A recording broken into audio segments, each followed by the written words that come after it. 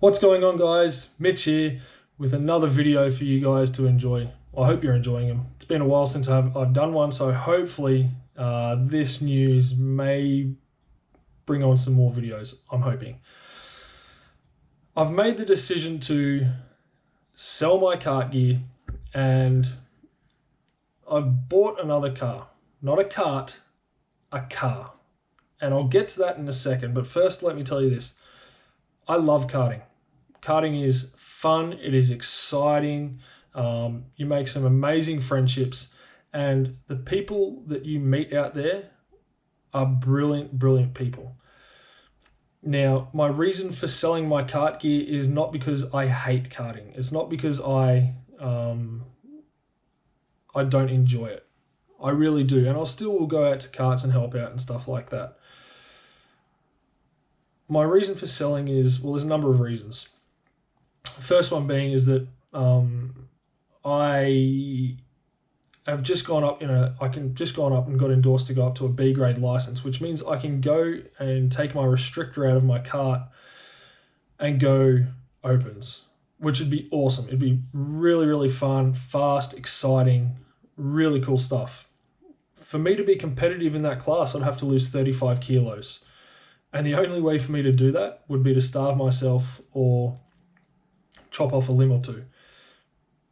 I come across the scales in restricted at 212, 213 thereabouts, and the minimum weight requirement is 202 kilos. So I'm still well overweight, and I find out on track I'm still well off the pace, and I believe it's my weight that's keeping me back because I still I'm still carrying 12 extra kilos on top of everyone else. So when I go out there, I'm literally setting a time, and then every time I drive around the track, I'm just trying to better that time because I can't actually be competitive and race against other people because the people I'm racing against are lighter. If I was to go into opens, again, 35 kilos is what I'd have to give up, which is a lot. And to find that is extreme.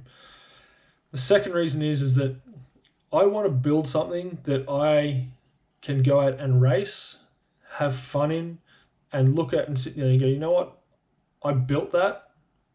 I worked my backside off to do it, and I'm really proud of that. XL Racing is it is a budget entry level class. So you can buy a car online for anywhere between $6,000 to $9,000. There are some more expensive, but $6,000 to $9,000 mark, which when you think about a brand new kart and engine package, you're looking at $8,500, almost $9,000 anyway. So do I sit there and go, you know what, I'm going to buy a better kart to try and go faster, or do I go and buy a car and put some energy, time, effort, and love into it and go as fast, if not a little bit faster at some tracks or some places, and challenge myself that way? So that's where I'm at the moment.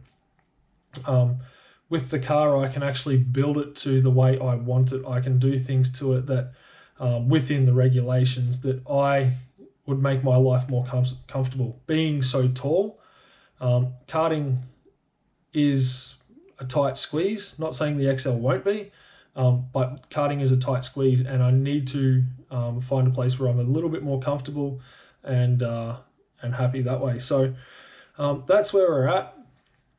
The XL is in the garage. I'll take you out and show you very shortly. But I first want to say this. If you ever want to get into karting, if you are ever thinking about it, give Brian and Luke Flynn at Townsville Kart Centre a call, because they have been absolutely brilliant with me in my karting. And any question I have, they will answer.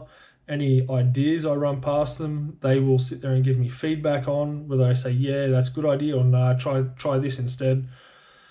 I would not have done as much in karting. In fact, I probably would have stopped a whole lot before what I am now if it wasn't for them and the help and advice and the guidance they gave me when I started karting and as I kept on going through.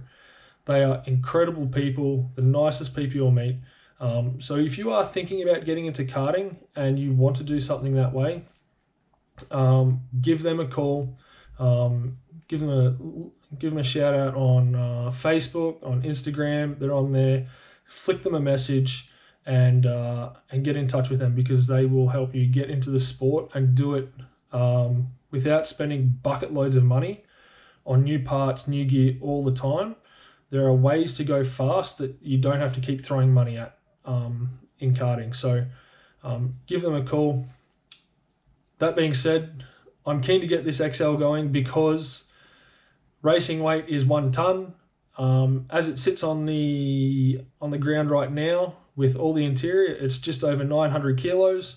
Once I strip that out, put a cage in, things like that, I'm still well under the 1 ton mark, the 1,000 kilos. So when you add my big backside in there, I'm probably sitting just on weight, if not a little bit over. So I'm pumped. I'm excited. I'm ready to get this build going. So sit tight and watch the adventure begin.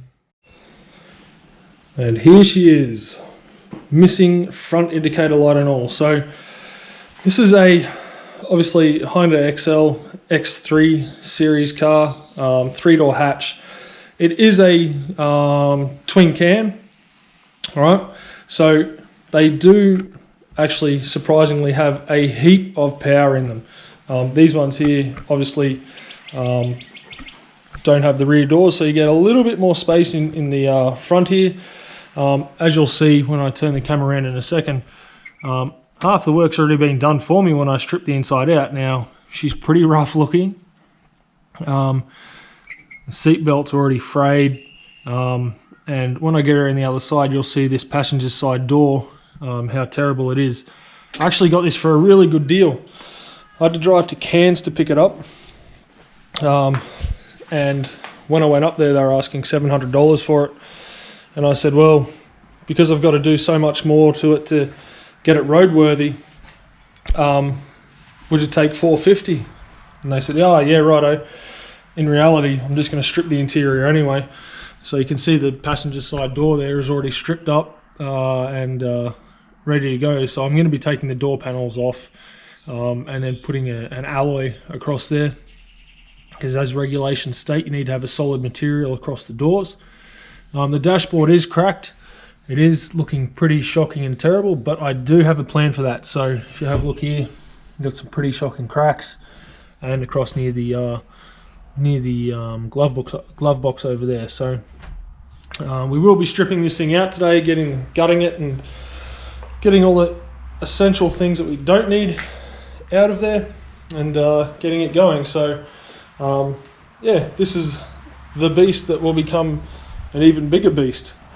So as you see, missing the back part here, which incidentally I went to the wreckers today earlier on and I picked up right here. So that will then sit just in there like that. I picked that up for a whole $5. And the front indicator light, which looks like it's been a bit jerry-rigged up at the start anyway. See it here, so I'll just fix that up. I picked that up for a whole bargain of $10. So parts are not that expensive for these cars. A new style radiator on the kart that I was racing would be a couple of $100. A new radiator for these cars is around $110, $120. All your parts are a little bit cheaper. It is an older car, so it is a little bit harder to find parts, but they are, when you find them, they're not too expensive. I'll just show you the engine bay underneath here. That's it there. So she's a bit of not too bad, fairly clean, but obviously it's got power steering, air conditioner, won't need the washer bottle. The battery I'll move to the interior. The airbox comes out and we put a cold air intake in for that. And yeah, you just really just take all the non-essential items out of it and then put the essential items into it, which includes a suspension system, harness, seat, cage, all that kind of stuff. So it'll be a fun journey, a little bit of excitement that's going on, and then we'll see where this journey takes us. So yeah, there's a lot that I can do with this car. There's a lot of events that I can potentially do with it as well, and we'll see what happens. So the thing I'm most excited about is a new set of rims, because these look like they've got the pox.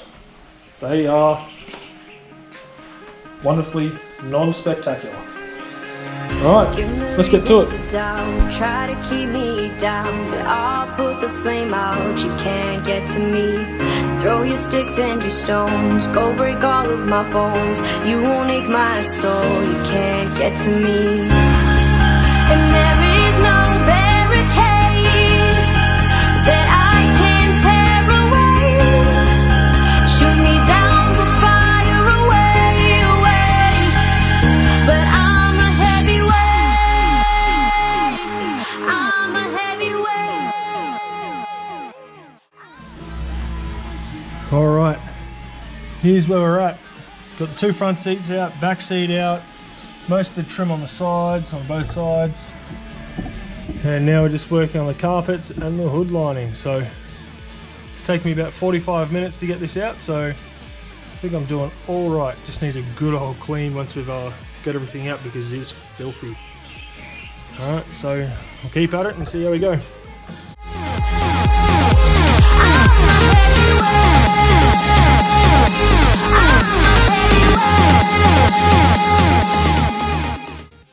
Alright guys, it's been a few days since I did some work on the car, so I just thought I'd give you an update of where I'm actually up to.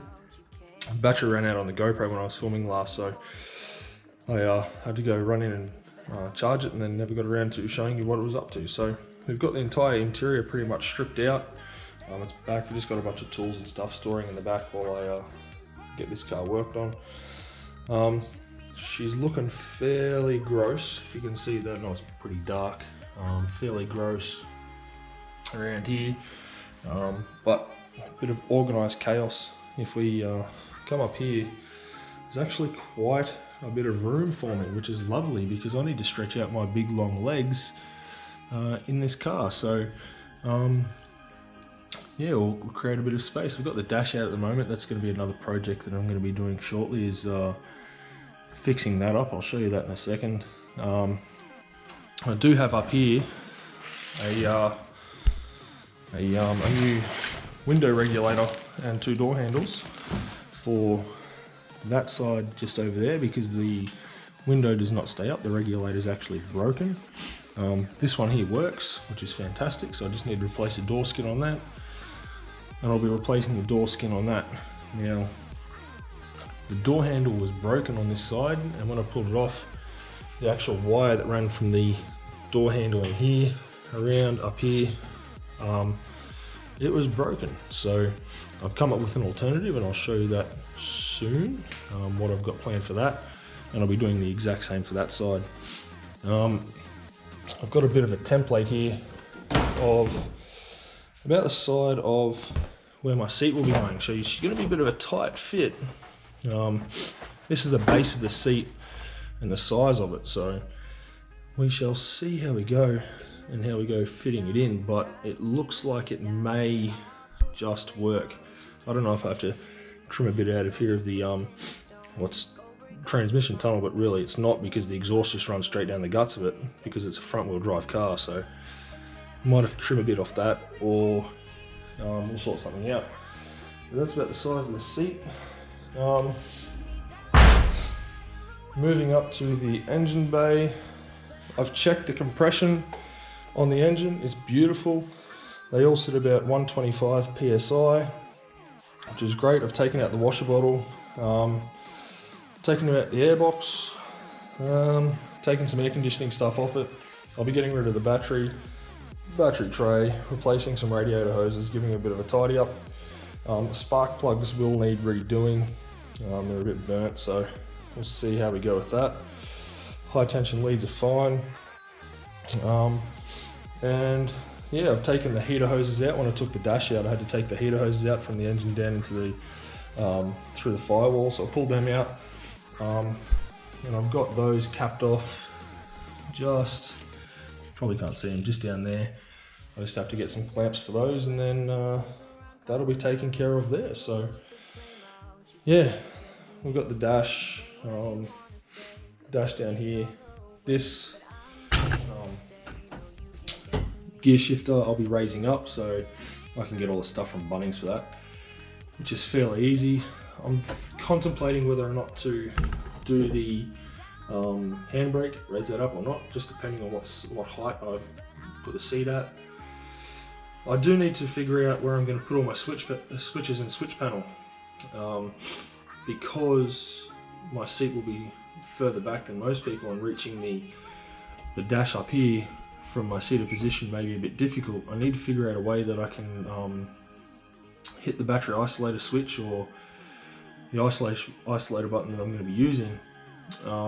So I don't know if I mount something just down here behind the gear shifter when I raise it, and fab something up there, or what I do. But yeah, it's a bit of a work in progress. The next thing to come out will be all the sound deadening, all this stuff down here. That takes a fair bit of weight out. I've already taken the black matting out from behind the dash. I'd say that was probably about 4 or 5 kilos of stuff that I got out of there, and then once I get the sound deadening out, that's about another 10 to 11 kilos.